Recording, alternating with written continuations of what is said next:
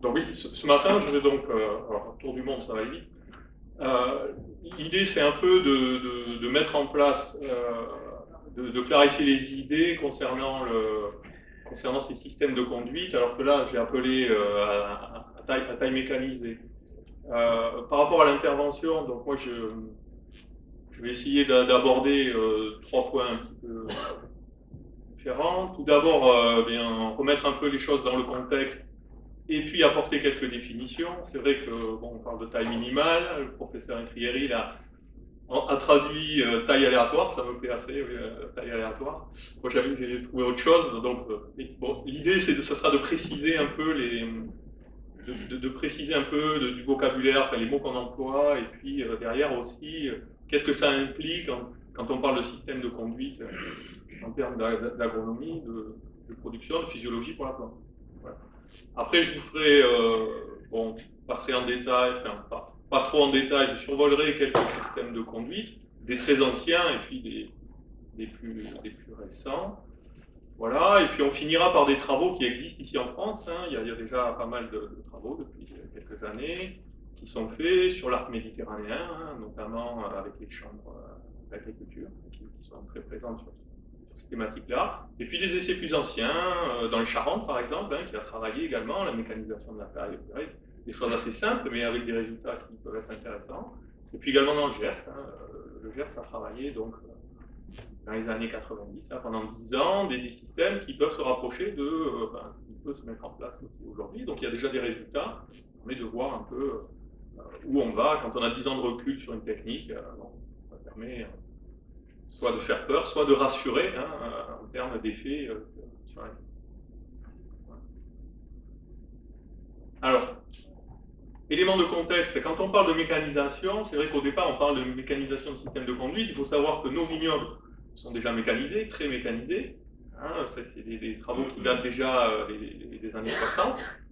Toutes les étapes du travail de la vigne sont passées dans la mécanisation, l'entretien du sol, la protection, évidemment la récolte qui a été un gros passage, hein, effectivement, quand on arrive à mécaniser la récolte.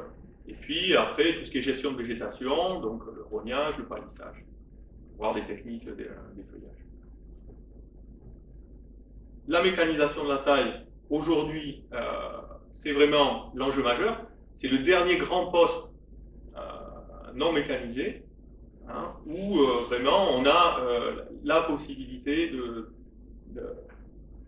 de faire, je dirais, évoluer la compétitivité de notre production. Alors, cette mécanisation de la taille, elle s'impose aujourd'hui. Elle ne s'est pas imposée, alors, si on prend les travaux des années 60, hein, depuis les années 60, il y a des travaux sur la mécanisation. C'est vrai que la taille de la vigne, la mécanisation de la taille, ce n'est pas quelque chose qui s'est imposé directement. Pourquoi certainement à cause de la taille des exploitations. Donc, on part d'un vignoble européen qui est quand même très morcelé, avec des petites surfaces, et donc derrière,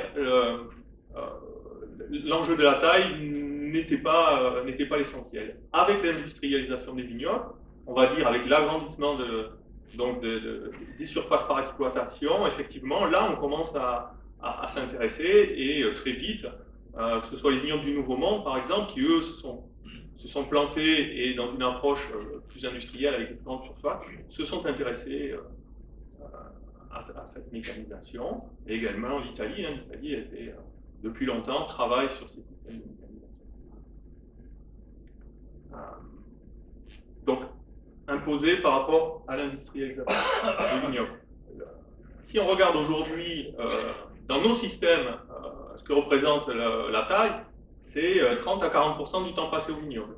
C'est-à-dire que les autres opérations ont été grignotées par la mécanisation. Aujourd'hui, la taille, c'est 30 à 40%, hein, de 50-70 heures, donc une cinquantaine d'heures. Ça va dépendre après aussi du nombre de pieds qu'on va avoir à l'hectare. Mais on est dans cette proportion-là. Il est évident qu'ici, on a quand même un gain important. Et il est normal donc de s'intéresser à cette mécanisation.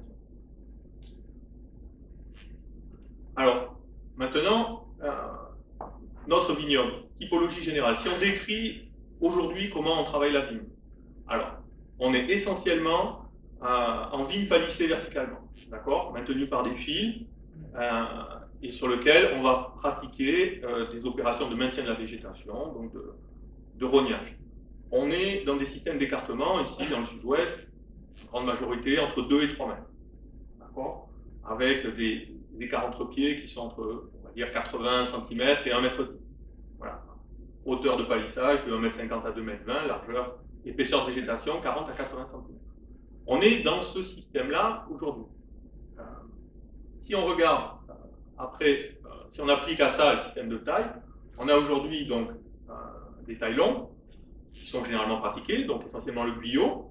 Dans ce type de configuration-là, aujourd'hui, on est mécanisé partout, potentiellement. Hein, après, c'est chacun, partout on est mécanisé, sauf pour la taille. L'autre solution, ce sont des tailles courtes. Donc, si on a le vignoble qui est donc en espalier palissé verticalement avec une taille courte, là, on peut considérer que ce système-là, il est potentiellement, déjà, aujourd'hui, complètement mécanisable avec la taille courte. On a un point critique par rapport à la mécanisation, c'est quelle charge en bourgeon on va laisser sur la vigne, hein, avec une machine ou le travail de l'homme. Voilà. Mais aujourd'hui, donc on a un système qui est quand même déjà fortement mécanisé. C'est vrai que la taille longue, qui est la taille principalement pratiquée, ici, est un frein à la mécanisation. Charge en bourgeon, je vais y revenir. Donc, quels sont les choix? Quels sont les choix possibles aujourd'hui?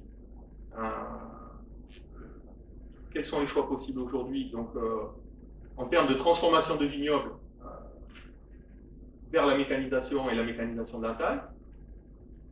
La première question, et là je n'y réponds pas, mais c'est la question que je vous pose à vous, hein, c'est est-ce que vous voulez rester à qualité constante?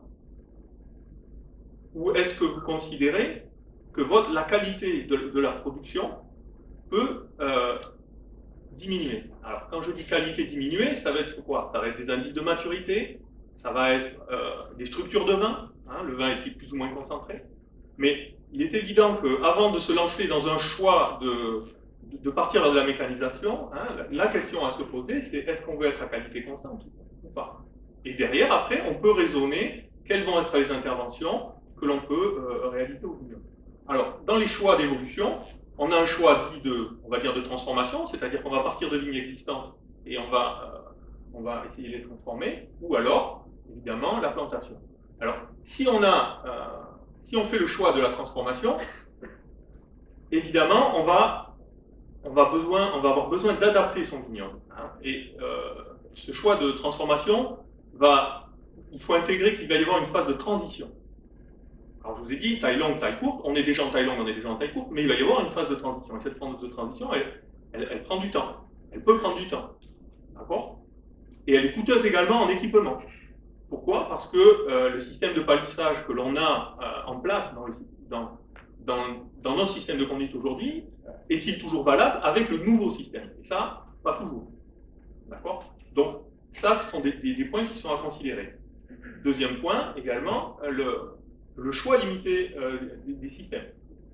Évidemment, on va s'adapter à la géométrie de plantation que l'on a, on va s'adapter à l'âge des vignes, on va s'adapter au type de sol que l'on a, à l'alimentation hydrique de sa vigne. Et donc, là, effectivement, ça limite un peu les choix vers lesquels on peut aller. La deuxième possibilité, c'est la plantation. Et dans la plantation, évidemment, on va être en contrainte plus faible. Et là, il y a une nécessité de prendre en compte, on va dire, une approche inversée, c'est-à-dire quel est l'objectif de production, pour quel vin je destine ma parcelle, et après, quel système je mets en place pour être le plus compétitif pour produire ce vin-là. Donc là, évidemment, on se retrouve dans quelque chose, entre guillemets, un peu plus simple, c'est-à-dire qu'on prévoit d'organiser sa production en fonction d'un objectif déterminé. Donc ça, évidemment, ça va demander des points bien précis. Raisonnement, donc le raisonnement que je viens de tenir sur ces deux systèmes, des règles de décision à s'imposer par rapport aux objectifs de production, évidemment, aller après chercher des conseils. Aujourd'hui, c'est une journée qui a cet objectif-là. On a des techniciens, que ce soit dans les organismes de développement, au sein des structures, des cadres, etc., qui sont là pour aider pour aider à cette transformation et à partir donc vers de bonnes résolutions, je dirais. Donc voilà un peu pour le contexte. Maintenant, quelques points clés en termes de physiologie, de fonctionnement associé au système de conduite qu'il faut bien avoir à l'esprit. Donc quelques rappels, quelques piqûres de rappel qu'il est bon de retenir. Alors tout d'abord, la charge en bourgeon. Alors la charge en bourgeon, pour moi, c'est l'élément clé de la mécanisation de la taille. D'accord. Si on prend la relation entre le travail des machines et le travail de l'homme, quand on est devant sa souche, on choisit le nombre de bourgeons que l'on laisse et on fait un travail fin. Il est évident que les machines, aussi performantes qu'elles sont, feront des travaux qui seront beaucoup plus grossiers. Ce que l'on observe, et on le verra à travers les résultats de travaux un peu plus tard, c'est que avec la mécanisation de la taille, on arrive à une augmentation de la charge en bourgeon. Voilà. Et ça, il faut le savoir, il ne faut pas le refuser. On va avoir une augmentation de la charge en bourgeon, et cette augmentation de la charge en bourgeon, elle va modifier le fonctionnement de la plante. C'est ce qui fait la grande différence avec les systèmes aujourd'hui que l'on a, c'est que à partir d'un certain seuil ici, on va avoir donc une différence dans la vigueur, dans la fertilité, on va voir tout ça.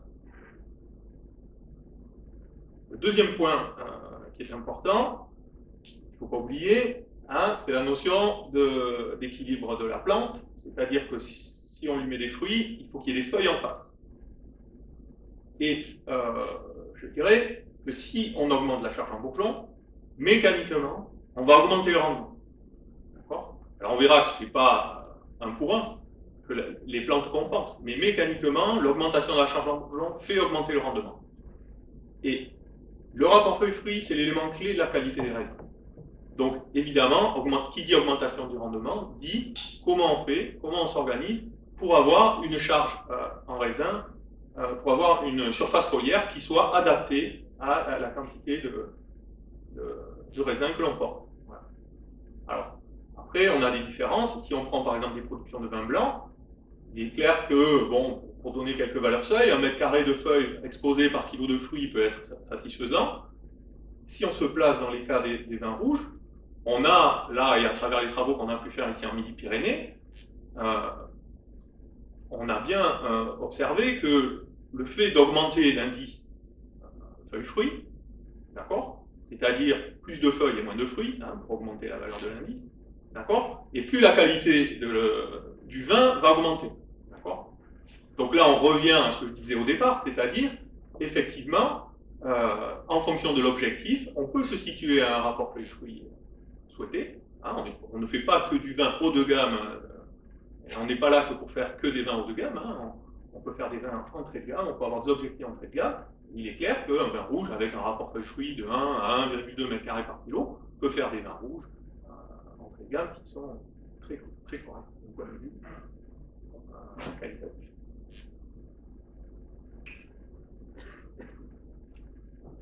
Troisième point associé également, troisième notion associée au niveau des modes de conduite, c'est le microclimat des feuilles et des fruits.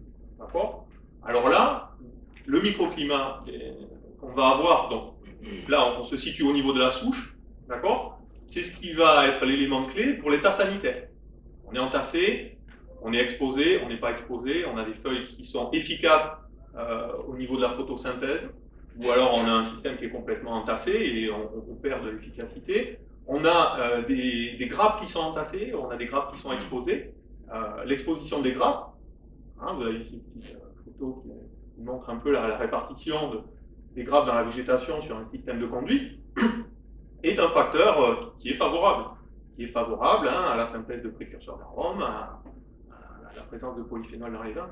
Et donc, ne pas oublier qu'effectivement, quand on parle de système de conduite, d'intégrer ce paramètre qui est donc le microclimat des feuilles des fruits. Et enfin, le dernier point, qui plus général, hein, qui concerne effectivement le potentiel de la parcelle, alimentation hydrique, alimentation azotée. Donc là, on a, on va dire, ce que nous donne la nature et puis ce que nous, on peut faire, hein, en termes d'alimentation hydrique ou alimentation azotée. Donc là, effectivement, on a le fonctionnement de la parcelle. Il est évident, vous allez voir que certains systèmes de conduite sont peut-être plus adaptés que d'autres à certaines configurations de sol et de climat. Donc les 4 points, on va dire, hein, importants à ne pas oublier quand on parle de transfert, de nouveaux systèmes de conduite et a fortiori de systèmes mécaniques. Alors, du vocabulaire, quelques mots, voilà, sur les systèmes. Non-taille, minimal pruning. Aujourd'hui, donc ce système, on va dire de non-intervention ou de faible intervention, donc qui arrive de travaux qui ont été faits à l'origine en Australie, hein, qui ont été décrits comme minimal pruning. Donc ça, c'est le terme en anglais, et que nous avons traduit par taille minimale. En fait, en anglais, pruning, ça traduit la taille hivernale, mais là aussi la taille estivale. Toutes les opérations où on va intervenir sur la végétation, donc le rognage par exemple. On parle de winter pruning ou de summer pruning. Et donc, c'est vrai que chez nous, quand on parle de taille, généralement, on traduit taille hivernale. Voilà. Donc, on peut avoir de la confusion quand on parle de taille minimale, c'est on taille un peu, on taille. Voilà. Donc, bon, ce qui s'appelle le minimal pruning, donc la non-taille, c'est ça. Hein, c'est un système buissonnant sans intervention déterminée ou avec des interventions possibles, aléatoires, donc, comme disait César Prieri, avec des interventions hivernales hein, pour couper un peu tout ça, ou en vert également pour maîtriser la végétation. D'accord? Alors moi je me disais qu'on pourrait l'appeler intervention minimale, c'est-à-dire qu'on essaye d'en faire le moins possible. Si on revient sur notre clé d'entrée qui est la charge en bourgeon, dans ce type de système, bon, voilà, j'ai mis 1000 par souche. Dans l'absolu, je défie quiconque d'aller compter là-dedans, hein, de savoir combien il y a de bourgeons qui sont vivants, qui sont morts, qui vont partir ou qui ne vont pas partir. Mais effectivement, on a un système donc sans régulation de la charge en bourgeon. Voilà. Donc ça, on l'appellera la non-taille. Voilà. Les autres systèmes possibles, ce qu'on va appeler de la taille en haie. Donc ça, c'est quand même une pratique ancienne. Hein. Donc ça consiste à un prétaillage plus ou moins ras, donc à l'aide d'une prétailleuse simplement, et puis d'une reprise légère, on va dire autour des piquets, s'il y en a, hein, que l'on peut réaliser, on va dire, sur un cordon qui est en hauteur. Donc on retrouve ce système-là, dans la Charente, par exemple, hein, ou alors sur des cordons qui sont bas. Dans ces systèmes, on laisse une hauteur de bois donc sur le bras autour de 15 à 20 cm. Et en termes de charge en bourgeon, là, on va se situer autour d'une centaine. On est plus de l'ordre de la centaine que tout à l'heure, donc du millier pour la non-taille. Et puis, on va rentrer sur des systèmes qui sont un peu plus performants. Donc, ce qu'on peut appeler la taille rase mécanisée. Donc, on connaît la taille rase de précision, mais c'est une marque qui est déposée par un fabricant. Bon, l'idée, elle est là, c'est-à-dire passer avec un outil de mécanisation au plus près du cordon, avoir des hauteurs de bois qui soient inférieures à 5, voire encore plus petites. Et derrière, toujours, un temps de reprise pour ajuster la ville, plus ou moins long, suivant si le système est bien en place, voire sans reprise si on veut. Dans ce type de système, on se situe sur des charges en bourgeon, en moyenne, autour de 50 par souche. Donc vous voyez bien, sur ces différents systèmes, qu'on est un petit peu décalé par rapport à ce qu'on a l'habitude de faire en taille manuelle, où on va se situer plutôt de l'ordre de 10 à 20 bourgeons par souche. Voilà. Il y a une illustration ici, une prétaille, sur une grille en cordon. ou d'une taille, donc c'était la photo de départ, donc sur une taille rase, donc réalisée par une machine.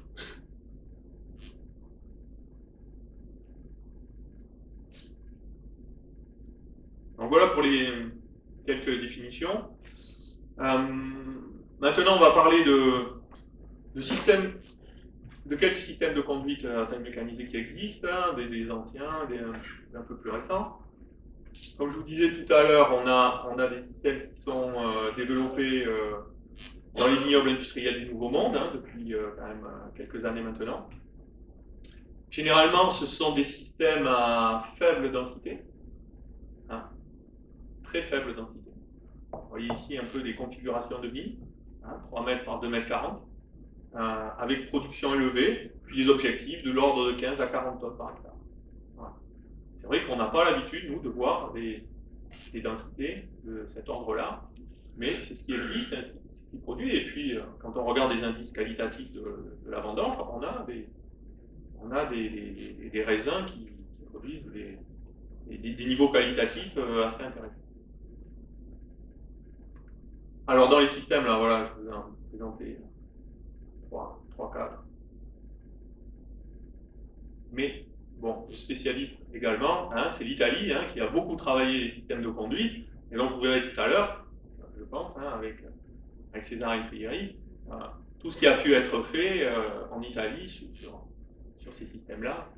Eux sont en Europe un vignoble qui a beaucoup travaillé, la mécanisation depuis longtemps. Alors bon, ça c'est pour l'histoire, mais vous voyez, hein, février 1966, aux États-Unis, un système de conduite. Bon, il est là pour l'info. Hein, Geneva Double Curtain. Alors curtain c'est rideau, hein, donc en fait c'est un système à double rideau où on va faire deux rideaux ici sur des cordons avec une végétation descendante, donc proposée par Nelson Chollis, hein, dans les années 60 aux États-Unis. Alors ces systèmes-là, donc ça donne un nombre de bourgeons très élevé. Une exposition des grappes, quand on regarde les résultats, qui est optimisée, hein, parce qu'on a 2 rideaux, donc on prend de 4 côtés, je dirais, de la lumière, avec un système qui est palissé vers le bas. Ça donne des rendements élevés à très élevés, donc c'est sur des vies très productives réalisées aux États-Unis, et des taux de sucre, finalement, si on regarde les indices qualitatifs simples, qui sont intéressants, qui transfèrent l'efficacité un peu de l'exposition. Alors évidemment, les limites de ces systèmes-là, c'est qu'ils sont spécifiques et qu'ils ont un palissage spécifique à mettre en place. Et donc, pour nous, ici, qui avons l'habitude de voir d'autres systèmes, ça apparaît un peu loin, mais bon, ce sont des systèmes qui sont à très basse densité. Et qui dit très basse densité, dit faible coût de production, hein, moins de pieds à l'hectare à travailler. Si on veut chercher à gagner également du coût de production, on a le nombre de pieds à l'hectare à considérer. Voilà. Et après, ce sont des systèmes qui sont totalement mécanisés, et également par la récolte, hein, avec des têtes à secouage vertical, hein, qui ne sont pas les mêmes que chez nous. Voilà. Il est évident que cela nécessite une plantation. Voilà. Donc, autre système sur lequel on a déjà parlé, donc la non-taille, hein, pas de contrôle de la charge en bourgeon, et puis des élagages, pas ou peu, hiver et été. Ah, vous voyez, ce type de. Donc on peut obtenir ce type de vigne. Voilà. Donc ça, ce sont des vignes qui sont dans le Gard, sur un domaine expérimental de la Chambre d'agriculture du Vaucluse. Ouais. Dans le Gard. Alors, quels sont les résultats que l'on peut avoir sur la non-taille? Donc, comme je vous disais tout à l'heure, nombre de bourgeons très élevé. On a, ce qu'on observe dans le fonctionnement de la plante, c'est qu'on a de la surface foliaire qui augmente très, très rapidement. On a des très petits rameaux, donc faible vigueur, fertilité très faible, un taux de nouaison très faible, ce qui nous donne des petites baies et des petits grappes. Alors finalement, si on y réfléchit, petites baies, petites grappes, c'est pas si mal que ça en termes de qualité. Effectivement, donc on a des niveaux de rendement qui sont généralement élevés avec ce type de système. Mais étant donné qu'on a des petites baies, petites grappes, on peut avoir des rapports pellicule-pulpe qui sont élevés et donc intéressants pour la qualité, notamment de l'extraction des polymères rouges. Par contre, si on regarde les points limites mis en avant par les travaux de recherche qu'il y a eu un peu partout sur ces modes de conduite, c'est qu'on a une forte dépendance à l'alimentation hydrique et azotée, et pas simplement en termes de quantité, mais aussi en termes de positionnement. Quand est-ce qu'on a de l'eau, quand est-ce qu'on a de l'azote? Parce que si on ne les a pas au bon moment, eh bien, effectivement, on peut avoir des résultats qui sont contrastés. On peut avoir des maturités faibles si on a des excès sur les fins de saison. On peut avoir des phénomènes d'alternance également qui apparaissent, c'est-à-dire on a des années très productives et des années moins productives, sans maîtrise, complète. Et finalement, si on observe un peu sur quel type de vigne on a les meilleurs résultats en termes de non-taille, c'est plutôt sur les cépages précoces, d'accord, où on s'affranchit de la climatologie de fin de saison, et dans des zones climatiques sèches, dans lesquelles on pilote l'alimentation hydrique par irrigation. Donc, dans ces conditions-là, effectivement, on a ce système de non-taille qui donne des résultats, des résultats intéressants. Dans les autres configurations, on peut avoir des résultats, mais il faut s'attendre à avoir beaucoup plus de contraste dans la qualité de la récolte que l'on peut obtenir. Évidemment, là où c'est intéressant, c'est qu'on a des temps de travaux au vignoble qui sont très très faibles, 50 heures. 50 heures par hectare et par an, donc pour toutes les interventions, donc effectivement, là, c'est intéressant. Un point sur lequel il faut faire très attention, c'est que si on passe d'un système classique, donc espalier palissé, à un système en entaille, attention au palissage, parce qu'effectivement, les charges ne sont pas réparties de la même façon, et effectivement, il y a une adaptation nécessaire de palissage à faire en termes de renforcement du palissage. Voilà. L'Italie a travaillé également, peut-être, on aura sans doute tout à l'heure un peu des résultats sur ce type de système réalisé en Italie. Un système sur lequel je vais passer assez rapidement, mais qui est intéressant, le Smart Dye Zone. Le Smart Dye Zone, donc c'est un système qu'on peut conduire en cordon, donc en taille que l'on peut mécaniser, et où on va avoir une double division du palissage. Donc le palissage est pour partie, les rameaux sont pour partie palissés vers le bas et pour partie vers le haut. Voilà. Ces systèmes-là sont implantés, il y en a aux États-Unis, en Australie également. On peut les implanter à faible, voire très faible densité, donc comme tout à l'heure, de l'ordre de 1400 pieds par hectare, où ça peut donner des résultats intéressants. On les a testés, nous, ici, dans le Gers, sur des cépages Merlot et Colomba, et ce qu'on a pu observer, c'est quand même, en termes qualitatifs, des choses intéressantes, en termes de surface foliaire, de microclimat, d'état sanitaire, par rapport à un guyot classique. En termes de qualité des raisins, plus de polyphénol, plus de sucre, voilà, donc système intéressant. Effectivement, bon, ce système-là a un frein psychologique important, et certainement pas que psychologique, mais les opérations de palissage, parce qu'effectivement, l'opération n'est pas pour l'instant mécanisable, c'est-à-dire qu'il ne faut pas lisser la végétation vers le bas, donc ça fait une intervention au vignoble qui peut être longue. Maintenant, tout dépend de la densité à laquelle on se situe. Effectivement, à 1400 pieds par hectare, le temps finalement d'intervention pour le palissage n'est pas si important que ça. Ouais. Possible en transformation, sans trop de soucis, étant donné qu'on se retrouve sur un cordon classique. Voilà ce que ça peut donner ici sur Merlot. Et voilà ce que ça peut donner en termes de répartition de grappes, de microclimat, qui est quand même très intéressant. De mécanisation. Voilà. Alors après, dernier point concernant des cordons hauts, libres, palissés, que l'on va mécaniser. Plutôt que de détailler tout le travail sur le cordon, juste considérer le dénominateur commun de ces systèmes-là qui sont donc la taille courte ou la taille en cordon, avec des points sur lesquels on peut s'arrêter concernant les différences entre les tailles longues et les tailles courtes, et notamment la taille cordon. Tout d'abord, la précocité. Généralement, avec les tailles courtes, on est plus tardif que le guyot en termes de précocité de débourrement, à charge constante. On a des rameaux qui sont moins fertiles sur la base, d'accord, mais un pourcentage de débourrement supérieur. Voilà. En termes de qualité de raisin, avec les cordons, on fait très bonne qualité de raisin, donc il n'y a rien à dire par rapport à ça. Un point quand même qui concerne les limites et où on a encore un point critique par rapport aux tailles courtes, c'est la sensibilité donc, aux maladies du bois, à l'eutypiose. Pour ce qui concerne l'ESCA, BDA, on a de tout. En résultat, on ne peut pas dire qu'il y en a un plus que l'autre. Voilà. Et puis, le point qui est également le vieillissement des souches, qui est souvent avancé. Quand on taille en cordon, voilà, on a des souches qui vieillissent plus vite. Bon. Vous verrez que sur les résultats de 20 ans, on a quand même des choses intéressantes. Le vieillissement des souches, c'est peut-être un peu un frein psychologique, je veux dire.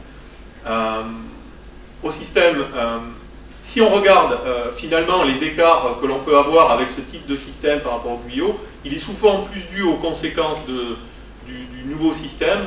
Je pense par exemple si on a des cordons hauts, on a une végétation retombante et entassée, finalement ce qu'il y a à mettre en cause, c'est pas le cordon, mais c'est plutôt l'entassement de la végétation. Et donc on revient sur les notions de départ qui sont le microclimat, sur lequel il faut faire attention, ou le rapport flux-flux. Là également, bon, spécialistes des travaux de mécanisation sur cordon sont en Italie, et donc on verra bien ce que va nous présenter Césarée, qui est vraiment les travaux qui nous intéressent. Alors vous avez ici, donc ça c'est des lignes qui sont taillées en haie en Australie, type de configuration. Vous avez ici des cordons hauts en Californie, avec port retombant, vous voyez, des systèmes à très faible densité avec port retombant, qui sont mécanisés.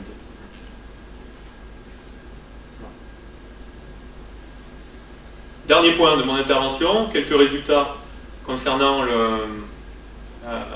des résultats expérimentaux en France. Donc vous voyez, pré-taille, ce que je vous disais en introduction, Charente, 20 ans d'études. Sur l'arc méditerranéen, tout ce qui est taille rase mécanisée ou simulé en taille rase mécanisée, parce qu'il y a il y a des parcelles qui sont aussi pas vraiment passées en machine, mais où l'on fait comme si on était une machine, donc ça c'est pour des conditions expérimentales. On a 5 ans de travaux qui sont très fouillés, où les lignes sont bien étudiées. C'est intéressant de voir un peu quelques résultats. Vous avez la non-taille, donc ça a des travaux Alain Carbonneau à des vignes donc au chapitre qui ont maintenant une quinzaine d'années en non-taille. Et puis dans le sud-ouest, donc taille rase simulée, donc ça ce sont les travaux qui ont été réalisés à la Chambre d'agriculture du Gers. Je reviendrai là-dessus. Et puis des travaux ici mécanisés menés par Christophe à Fronton sur Négrette, où il y a 3 ans. On a 3 ans maintenant de recul. Alors on va passer sur les Charentes. Alors, quel est ce type d'essai? On est sur des cordons hauts à très faible densité. Donc vous voyez, 3 mètres par 2 mètres 40, donc système Nouveau Monde, 1250 pieds, on en trouve en Charente. Comparer deux systèmes, une taille dite mécanisée, donc en fait c'est une taille en haie, autour de 20 cm, avec un petit peu de reprise, donc on imagine pour 2 finitions. En termes de temps de travaux, vous voyez, c'est mécanisation 3 heures hectares plus 8 heures de reprise, donc 11 heures en termes de mécanisation.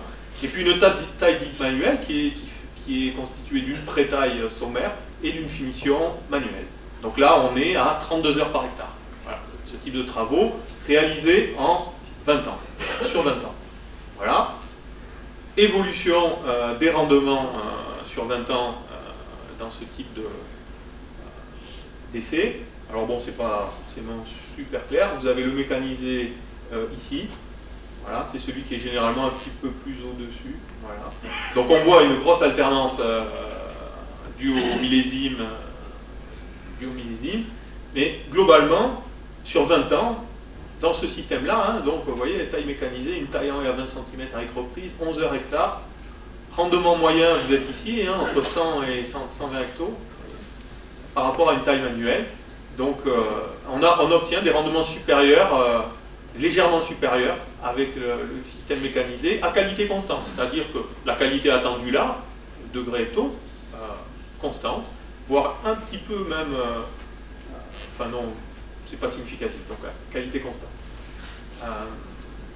Donc résultat intéressant, il est clair que on est dans le cas d'un vin de distillation depuis 20 ans, vous voyez que les vignes elles sont toujours là, et au niveau de la production, la taille mécanisée à 11 heures hectares fait aussi bien que 32 heures par hectare.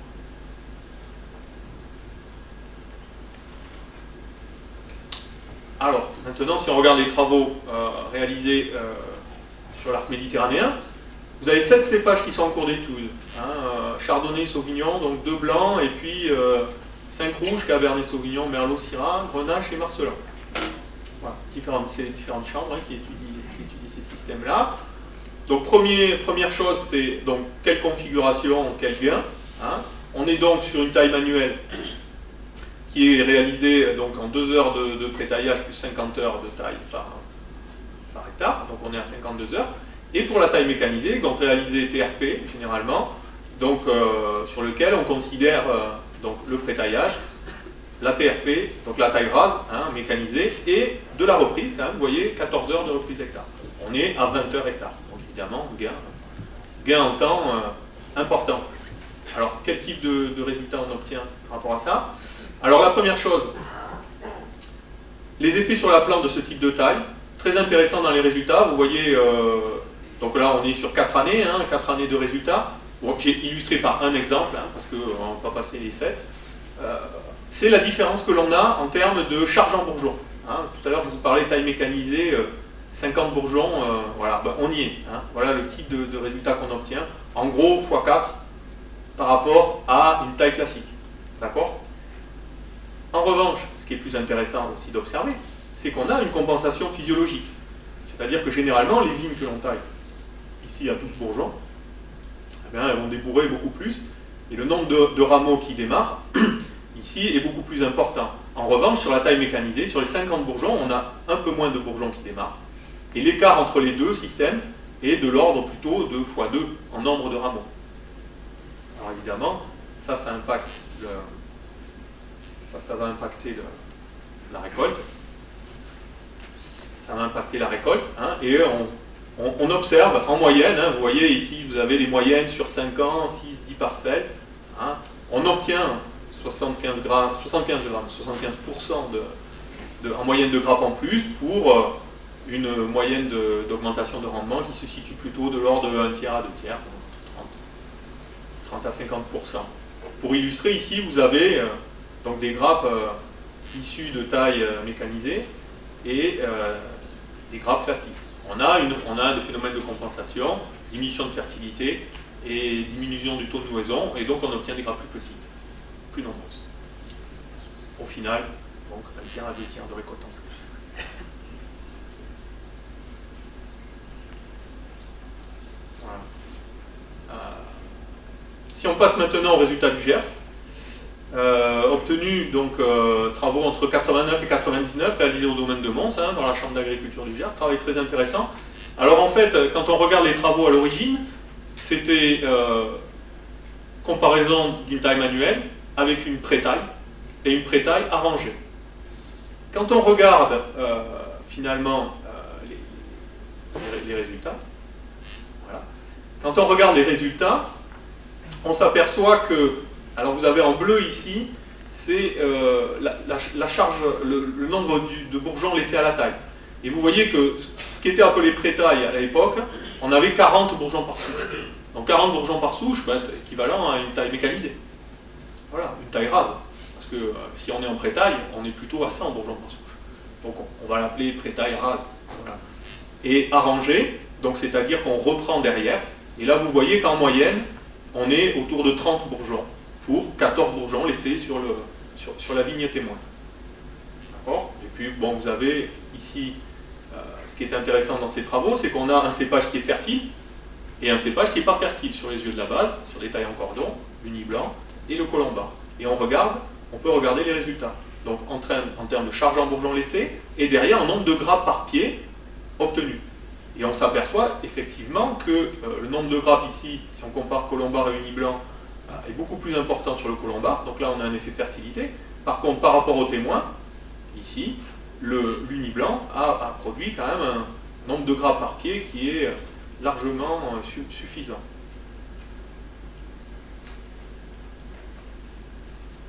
Si on regarde maintenant au niveau impact sur la production, ça ce sont des résultats moyens sur 10 ans. D'accord? Voilà, le témoin il est à 4 kg par souche, 4-5 kg par souche, et vous voyez que les prétailles, 6 kg, 5 kg 5, et également sur l'Uni blanc, on retrouve en moyenne ces résultats sur 10 ans, donc résultats moyens sur 10 ans. Ça veut dire que on a une production ici qui est augmentée. Je ne vous ai pas mis les degrés, je ne vous ai pas mis les résultats au niveau qualitatif, mais en termes de degrés, en termes de qualité de raisin, on est dans des qualités qui sont équivalentes, qui ne sont pas différentes statistiquement. Voilà. Conclusion, on a un résultat qui est, sur ce type d'essai, extrêmement positif. Et en considérant que l'on est à moins de 50% par souche, en termes de potentiel. Voilà. Pour finir, et pour résumer un peu la question, donc mécaniser la taille, les points à retenir. Donc évidemment, l'objectif, donc diminuer les temps de travaux hivernaux, le choix de la mécanisation à raisonner, et là je réinsiste en fonction des produits qu'on veut faire, vers quel système on va, la non-taille, la taille rase, la pré-taille. Quel objectif de production derrière? Intégrer la notion que ça modifie le système de conduite, et que c'est la charge en bourgeon qui est la clé. À partir du moment où le viticulteur devra de toute façon quand même intervenir un peu derrière au vignoble pour réguler, on a encore un petit peu des moyens d'intervenir au niveau de ce point-là, et donc y prêter une attention particulière.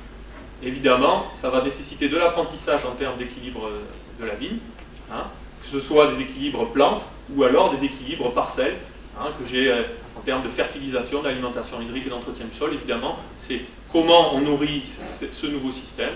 Voilà, là également, donc, de l'apprentissage et des travaux de développement, je dirais, à mettre en place. Voilà.